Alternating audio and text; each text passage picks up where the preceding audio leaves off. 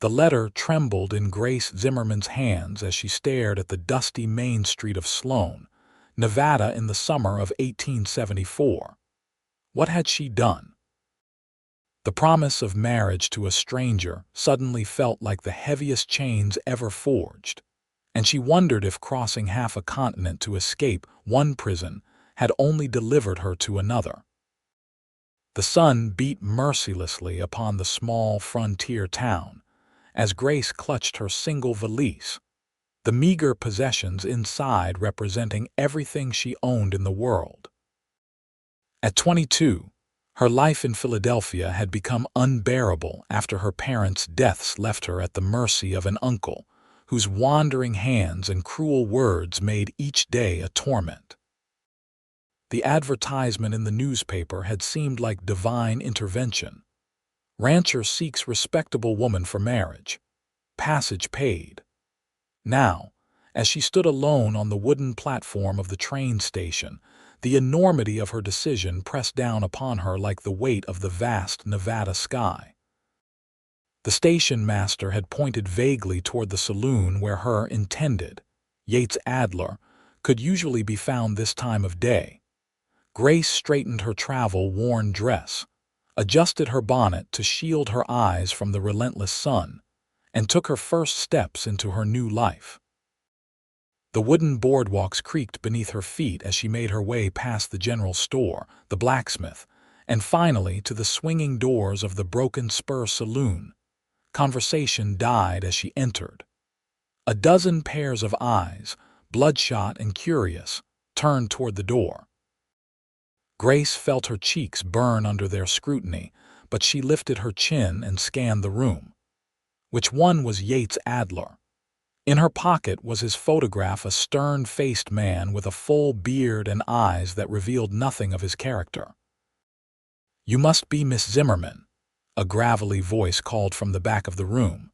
A man in his early 40s detached himself from a card game and approached her. He bore little resemblance to the photograph she carried. This man was thinner, with a face weathered by sun and hardship, and eyes that glittered with something that made Grace's stomach tighten with apprehension. "I'm Elias Burke," he said, removing his hat. "Yates asked me to fetch you to his ranch.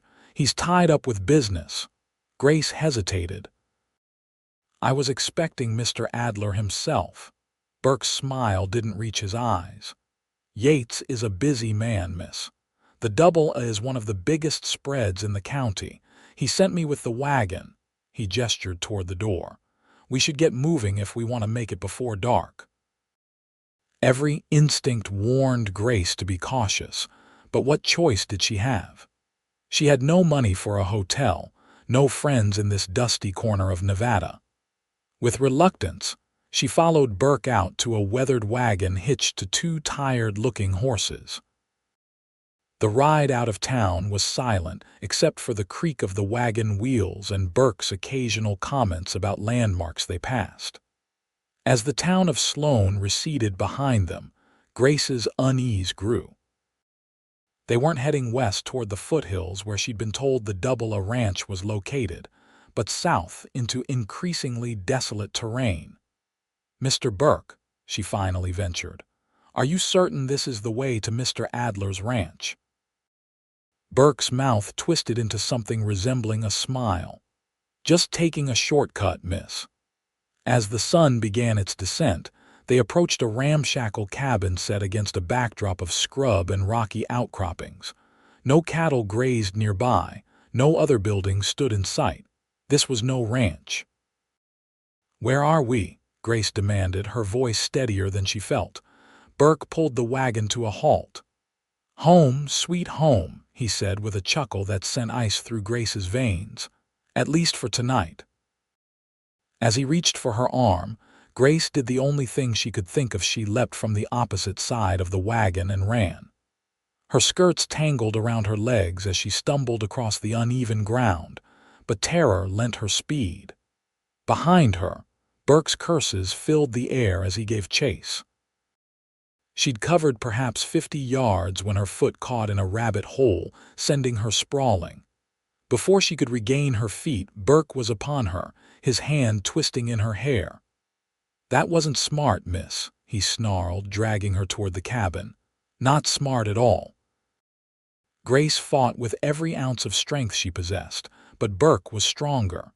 He hauled her into the cabin and threw her against a rough wooden table. "Yates Adler doesn't exist," Burke laughed, binding her wrists with a length of rope. "At least not the one who sent for you. I placed that advertisement myself. Been doing it for years. Girls like you desperate, alone you're worth good money to the right buyers." Grace's blood ran cold as the full horror of her situation became clear. She wasn't a mail-order bride. She was merchandise. "Someone will come looking for me," she said, though she knew it for the lie it was. Burke secured her bonds to a hook in the ceiling, leaving her arms stretched painfully above her head. "No one knows you're here, and no one would care if they did." From a trunk in the corner, he withdrew a leather whip. "Now, we need to establish some rules, Miss Zimmerman. The first is that you do exactly as I say." The first lash across her back tore a scream from Grace's throat, the pain unlike anything she'd ever experienced. The second and third followed in quick succession, each one a line of fire through the fabric of her dress. "Please," she gasped between blows. "Please stop." Burke continued until Grace's voice gave out, her dress in tatters and stained with blood. When he finally paused, he grabbed her chin, forcing her to look at him. "That's just the beginning," he promised. "By tomorrow, you'll be begging to do whatever I ask." He left her hanging there as night fell, the cabin growing cold and dark. Grace drifted in and out of consciousness, pain and fear warring for dominance in her mind. She'd escaped one monster only to fall into the hands of another. The irony might have made her laugh if she'd had the strength. Somewhere in the darkest hour of the night, the cabin door creaked open. Grace stiffened, expecting Burke's return, but the silhouette in the doorway was unfamiliar, broader, taller. "Sweet Jesus," a deep voice muttered. The newcomer moved quickly to her side, the moonlight revealing a young man with hard eyes that softened at the sight of her condition. "Hold on," he whispered, drawing a knife from his belt. With careful movements, he cut the ropes binding her wrists. Grace collapsed against him, unable to stand on her own. "Burke," she managed to ask through cracked lips. "Knocked out cold," the stranger replied, wrapping her gently in his coat. "Been tracking him for days. I'm Yates Adler, the real one." Grace tried to make sense of this as he carried her from the cabin. Outside, a saddled horse waited alongside Burke's wagon. The man Adler secured her carefully on his horse before mounting behind her. "Burke's been using my name to lure women out here," he explained as they rode away from the cabin. "Happened across one of his advertisements in a Kansas paper with my name on it. Been following his trail ever since, trying to put a stop to it." Grace wanted to respond to thank him, but exhaustion and pain overwhelmed her, and she slipped into unconsciousness, aware only of the strong arms that held her upright and the steady rhythm of the horse beneath them. When Grace awoke, sunlight was streaming through unfamiliar windows. She lay in a clean bed, her wounds dressed, wearing a nightgown that wasn't her own. Panic surged until a woman's face appeared above her, kind-eyed and middle-aged. "There you are," the woman said with a smile. "I was starting to worry. I'm Martha Jenkins, the doctor's wife. You're safe now." Grace tried to sit up but fell back with a gasp as pain lanced through her back. "Where am I?" "Sloan proper," Martha replied, helping her sip water from a cup. "Mr. Adler brought you to our home 2 nights ago. You've been mostly asleep since then." "2 nights." Grace whispered, shocked at the lost time. Martha nodded. "You needed the rest. Those wounds." Her voice trailed off and she shook her head. "But you're going to be all right. Mr. Adler made sure of that." "Where is he now?" Grace asked, uncertain why she cared about the whereabouts of yet another stranger in this strange land. "He's been by each day to check on you," Martha said. "Right now he's at the sheriff's office. They found Burke trying to flee toward the Utah Territory. He'll face justice for what he's done." Over the next few days, as Grace's strength slowly returned, she pieced together more of the story. Burke was part of a larger operation trafficking women to mining camps and remote settlements across the West. The real Yates Adler had stumbled upon the scheme when a woman arrived at his ranch claiming to be his mail-order bride, a bride he'd never sent for. Since then, he'd been working to expose Burke and his associates. On the fourth day of her recovery, Adler himself came to visit. He knocked softly on the bedroom door before Martha ushered him in. In the clear light of day, Grace could see him properly for the first time. He was younger than she'd expected, perhaps 30, with sun-browned skin, dark hair, and eyes the color of a summer storm. Unlike Burke, whose gaze had made her skin crawl, Adler's eyes held compassion and a hint of uncertainty. "Miss Zimmerman," he said, hat in hand. "How are you feeling?" "Better," she replied, self-conscious in her borrowed nightgown and with her hair loose around her shoulders. "Thanks to you." He shook his head. "I should have caught up to Burke sooner. What you endured, no one should have to experience that." "You saved my life," Grace said simply. "I'm grateful." Adler shifted uncomfortably. "The sheriff says Burke will hang for what he's done to you and others." There were remains found near his cabin. Grace closed her eyes, sickened by how close she'd come to the same fate. "The thing is," Adler continued, "once you're well enough, we need to figure out what comes next for you. I know you came west expecting, well, a husband." "I came west expecting safety," Grace corrected him. "That's all." Adler nodded slowly. "I understand. The doctor says you'll need a few more weeks to heal properly. I'd like to offer you a place at my ranch during that time. No strings attached," he added quickly. "I have a housekeeper, Mrs. Rodriguez, who's been with me for years. You'd have your privacy and time to decide what you want to do." The offer was unexpected and not unwelcome, the alternative being stranded in a strange town with no money and no prospects was far worse. "Thank you," Grace said. "I accept for now."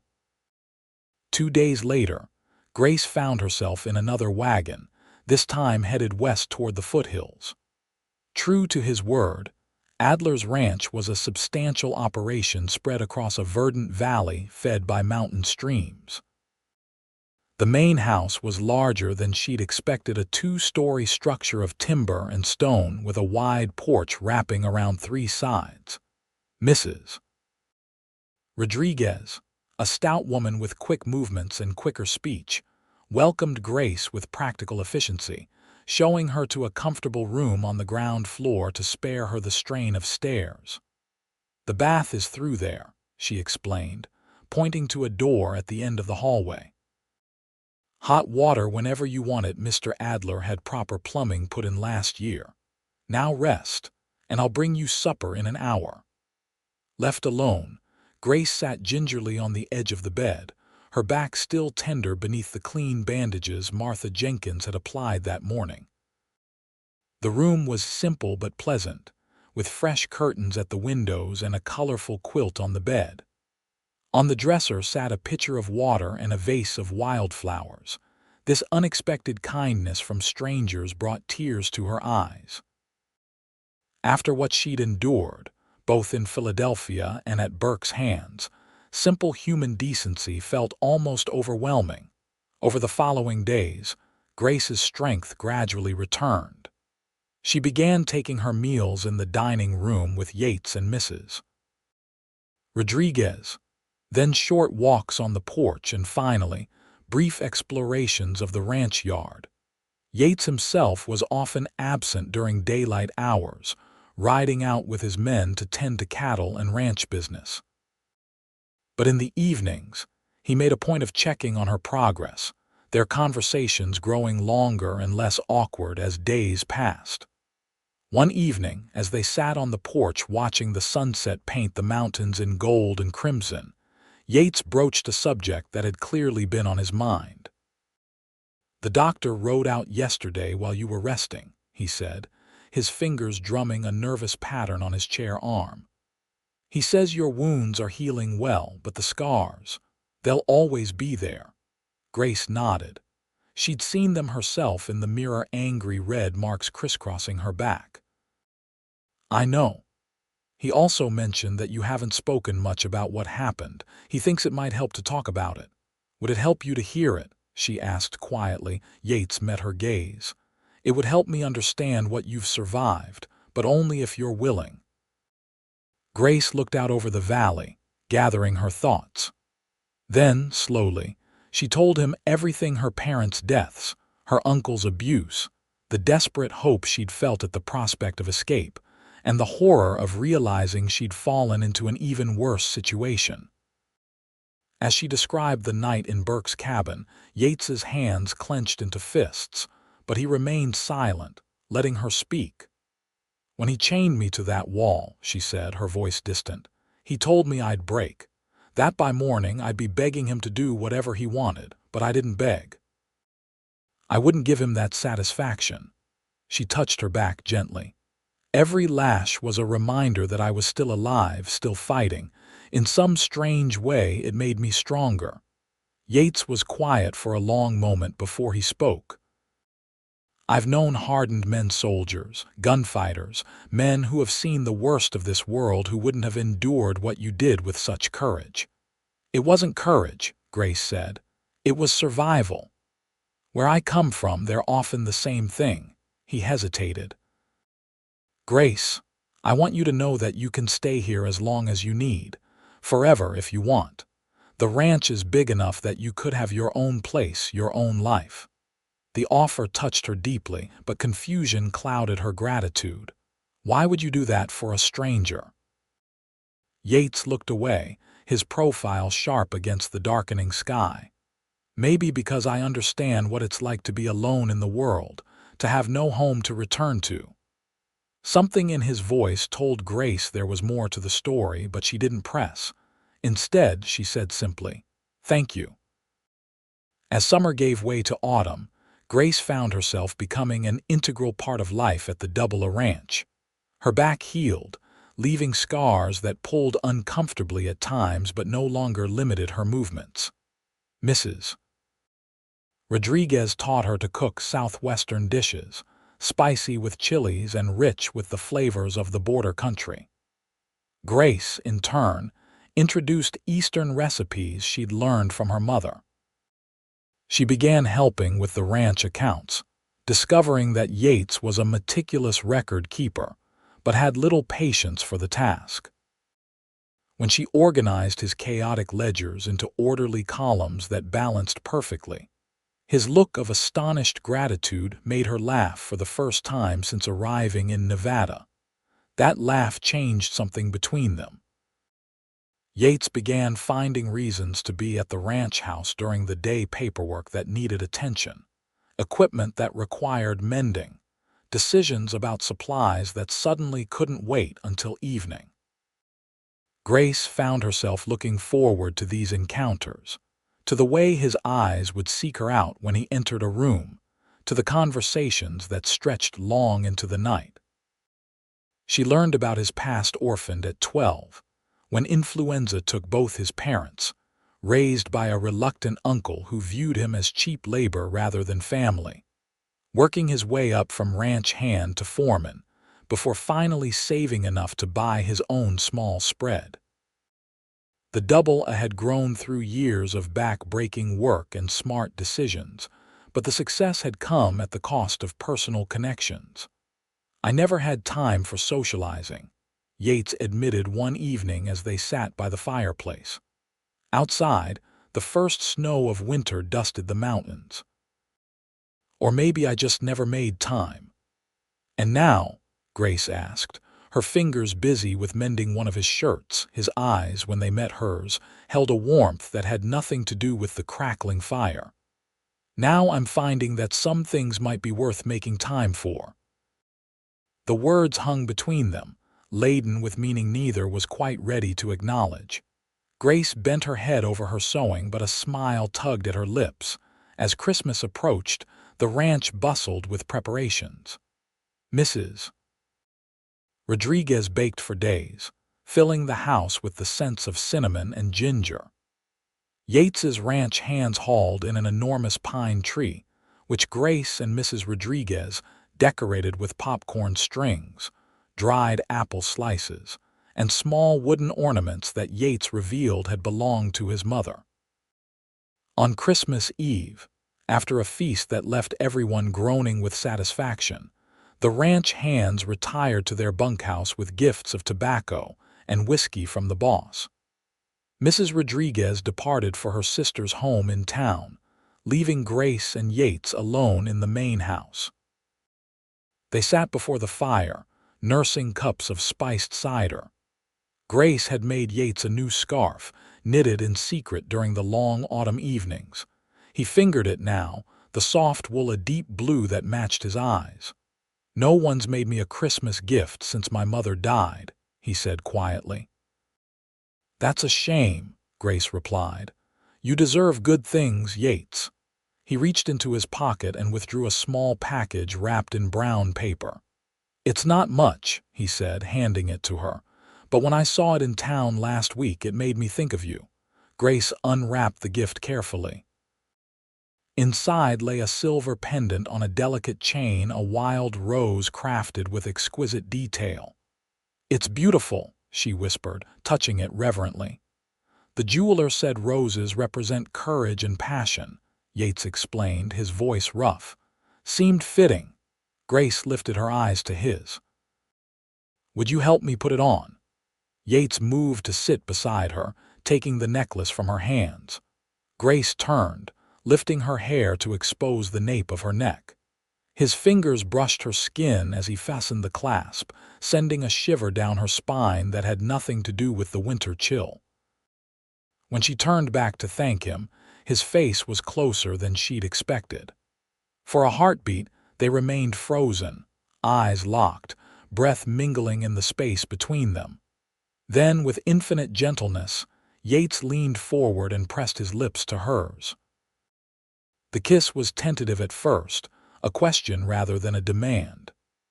Grace answered by leaning into him, her hand coming up to rest against his chest where his heart thundered beneath her palm.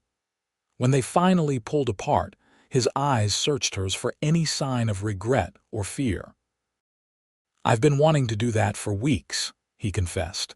Grace smiled. "I've been hoping you would." That Christmas night marked a turning point. Their courtship progressed with the cautious deliberation of two people who had learned the hard way that trust must be earned rather than given.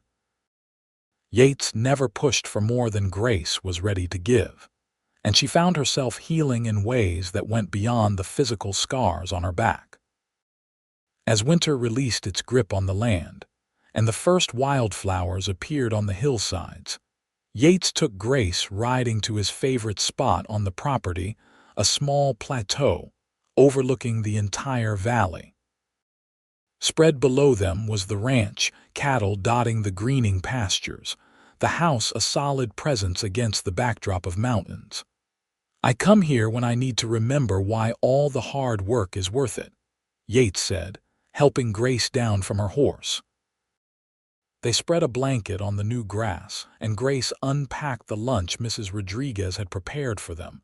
As they ate, Yates seemed distracted, his gaze repeatedly sweeping the valley below.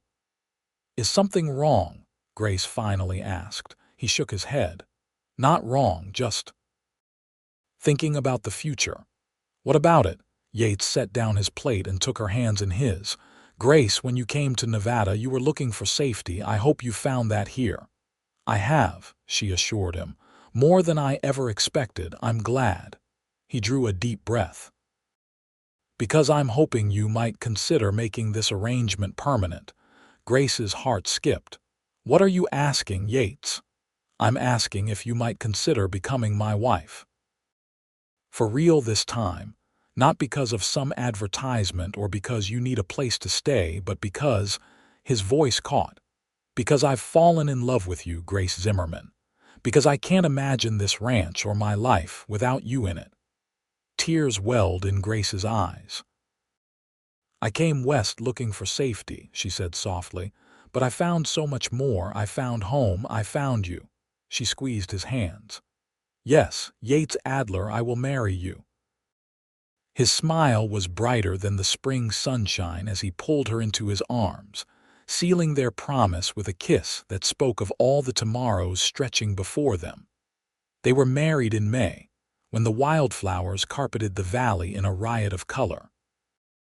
The ceremony was small, just the ranch hands, Mrs. Rodriguez and her family, the doctor and his wife, and a few townspeople from Sloan who had come to know and respect both Yates and the Eastern woman who had survived such terrible beginnings in their territory. Grace wore a dress of pale blue silk that Yates had ordered all the way from San Francisco, with a crown of white roses in her hair.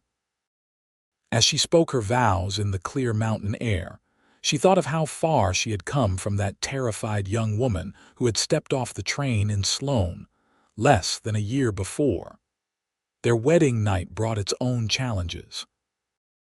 Though they had shared kisses and embraces during their courtship, Grace's experience with men had been tainted by her uncle's unwanted advances and Burke's brutality.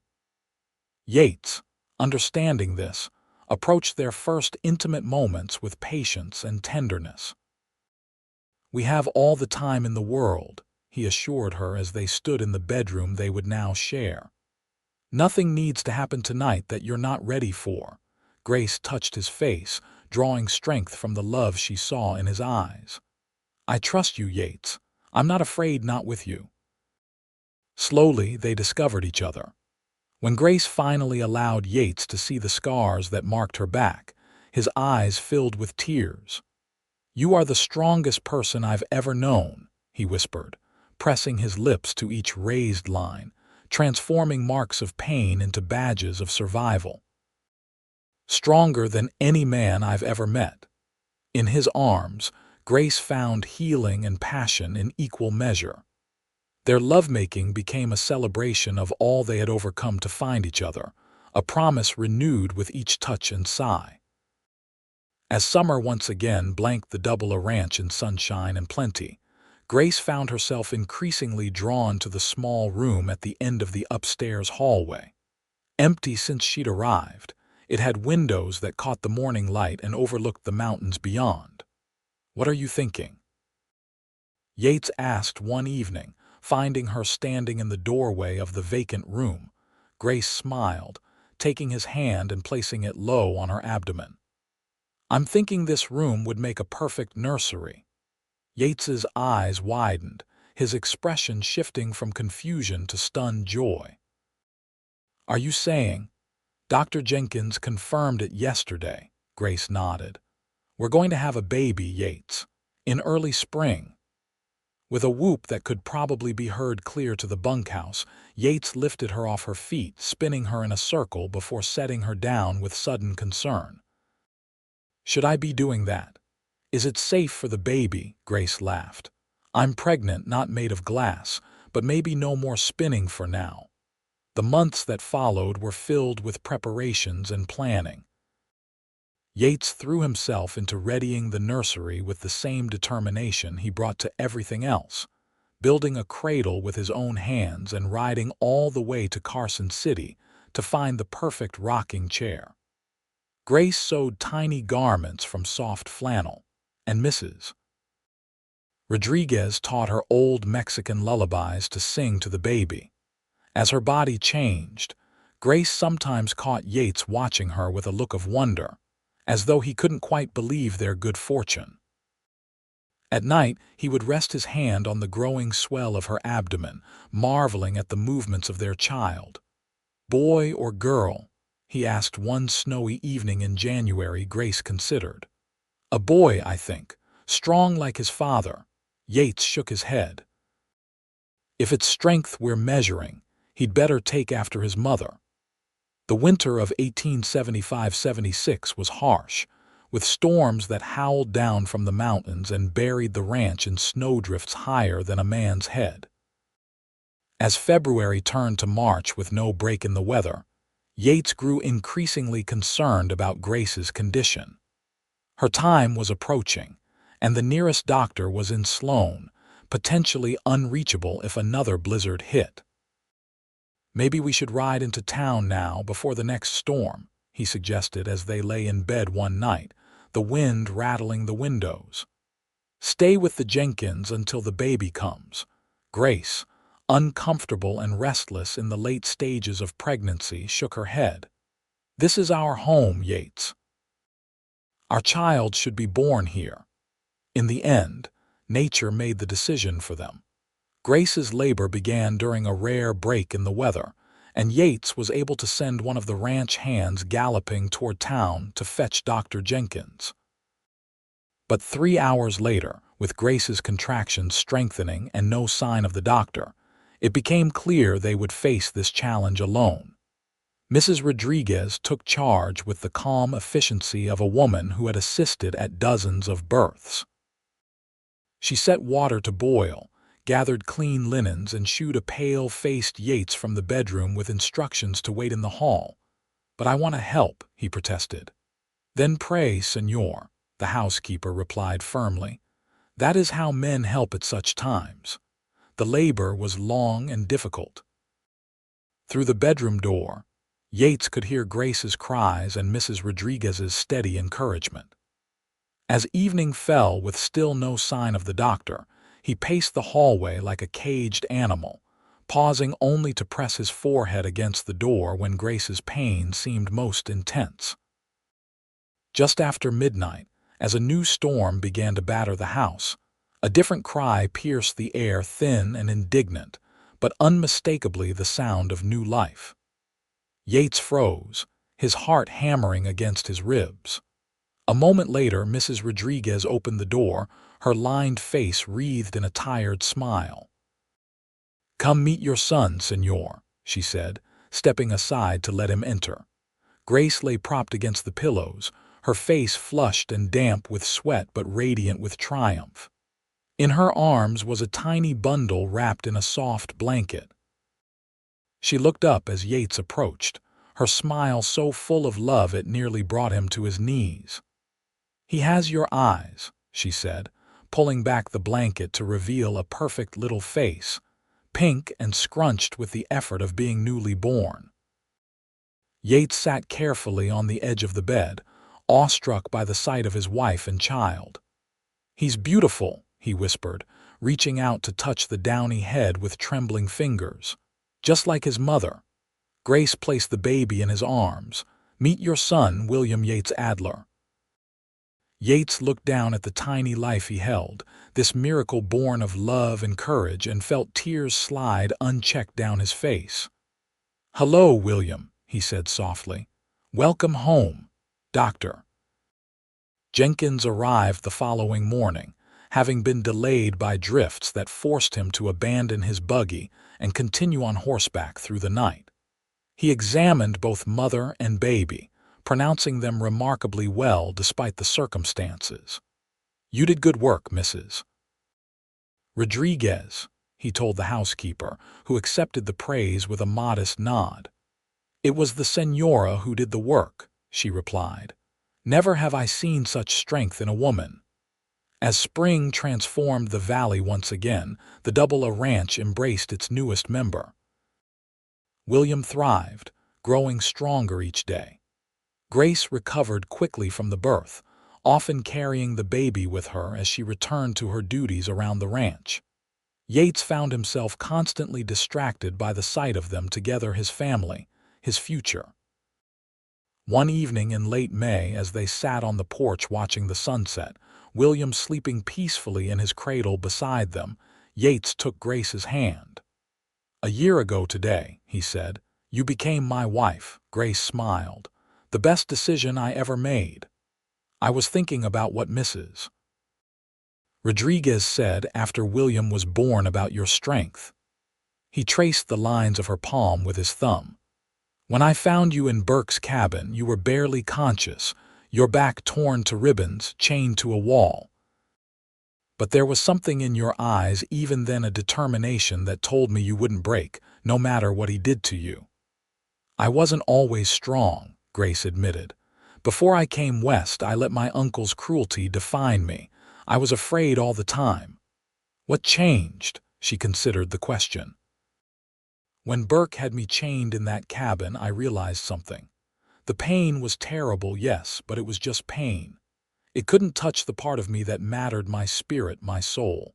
That's when I knew I would survive, whatever happened next. Yates brought her hand to his lips. When I tell William about his mother someday, I'll make sure he knows that she's the strongest person I've ever known. That she survived a night of whips and chains and emerged not broken, but more powerful than before. Grace leaned against him, watching as the last light faded from the mountains. And I'll tell him about his father, the man who saved not just my life, but my faith in goodness and love. In the cradle, William stirred, and Grace lifted him into her arms. The three of them sat together as stars appeared in the darkening sky. A family forged through hardship, but bound by something more enduring than the challenges that had brought them together. The years that followed brought changes to the Double Ranch. Yates expanded his operations. Adding sheep to his cattle herds, a controversial decision among neighboring ranchers, but one that proved profitable as the demand for wool increased. Grace established a small school for the children of the ranch hands and nearby homesteaders, teaching in a one-room building that Yates constructed near the main house. William grew into a sturdy boy with his father's thoughtful nature and his mother's quiet determination. When he was 3, a sister joined the family, Elizabeth Grace, named for both her mother and the grandmother she would never meet. 2 years later, another son arrived, James Thomas, completing their family. The scars on Grace's back faded over time but never disappeared entirely. Sometimes, when Yates saw them in the privacy of their bedroom, he would trace them gently with his fingertips, remembering the night he had found her and how close he had come to losing her before they'd even had a chance to begin. "Do they still hurt?" he asked once, years after that terrible night. Grace shook her head.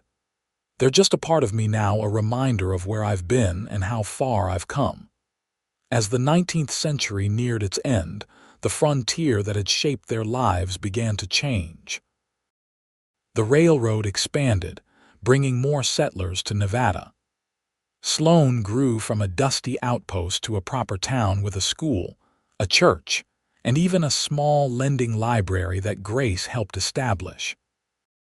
In the summer of 1894, 20 years after Grace had first stepped off the train in Sloan, the Adlers hosted a celebration at the ranch. Friends and neighbors gathered to mark 2 decades of the Double A's success. And though few knew it, the anniversary of the night Yates had rescued a young woman from unspeakable cruelty. William, now a young man of 18 with plans to study law in San Francisco, watched his parents with affection as they moved among their guests. "Have they always been like this?" he asked Mrs. Rodriguez, who despite her advancing years still ruled the ranch kitchen with an iron hand. The old woman followed his gaze to where Yates and Grace stood together, his hand resting lightly at the small of her back, her face turned up to his as they laughed at something a neighbor had said. "Like what, Niño?" she asked, though William had long since outgrown the endearment. "So connected," he said, struggling to find the right word. "Like they can read each other's thoughts." Mrs. Rodriguez smiled, the memories of 40 years on the frontier etched in the lines of her face. "Your mother came here broken in body but never in spirit. Your father recognized her strength when others might have seen only weakness. That kind of understanding, it creates a bond that nothing can break." Later that evening, after the guests had departed and the younger children were in bed, Grace found Yates standing on the porch, looking out over the land they had nurtured together. "A penny for your thoughts," she said, wrapping her arms around his waist from behind and resting her cheek against his back. Yates covered her hands with his own. "I was thinking about time," he said. 20 years since you came into my life. Sometimes it feels like yesterday. Other times it seems like you've always been here." Grace moved to stand beside him, her hand finding his. At 42, her face showed the gentle marks of years spent in the Nevada sun, but her eyes were as clear and determined as the day they'd met. "Do you ever wonder what would have happened if you hadn't found me that night?" she asked. Yates's hand tightened around hers. "I try not to. The thought of what Burke intended." He shook his head. "I thank God every day that I was able to track him to that cabin." "So do I," Grace said softly. "But not just because you saved me from him. Because of everything that came after this ranch, our children, the life we've built together."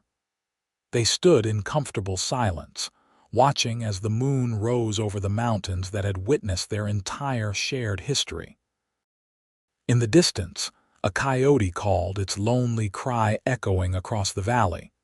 "What do you think the next 20 years will bring?" Grace asked. Yates smiled, drawing her closer.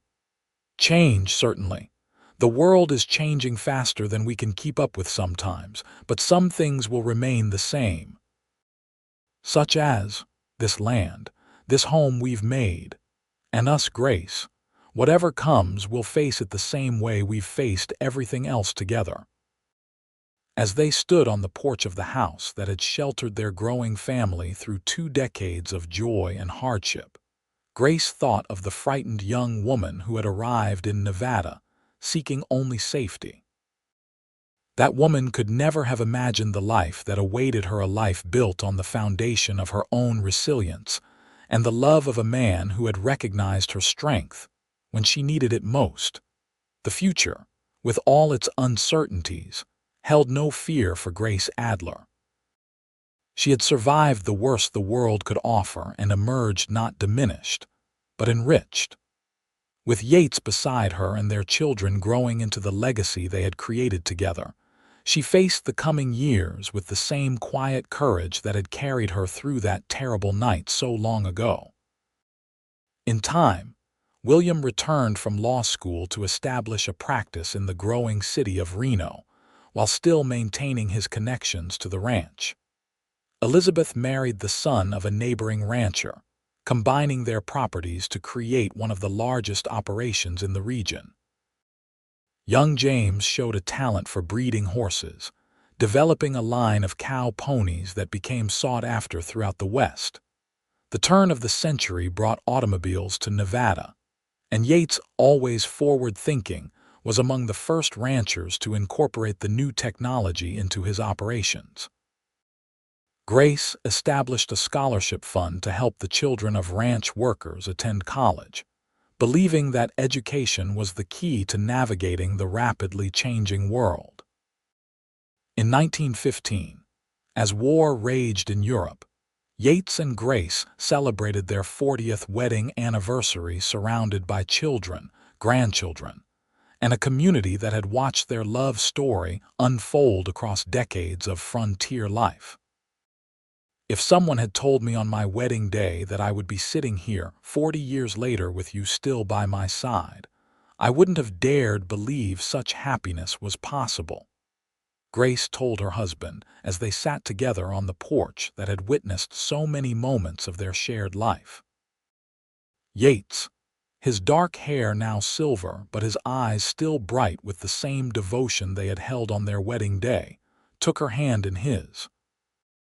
The hands that held each other had changed over the years, hers marked by decades of work and love, his bearing the calluses of a lifetime on the land, but the connection between them remained undiminished by time. "The best decision I ever made," he said, echoing her words from long ago, "was following Burke's trail that night. Everything good in my life came from finding you."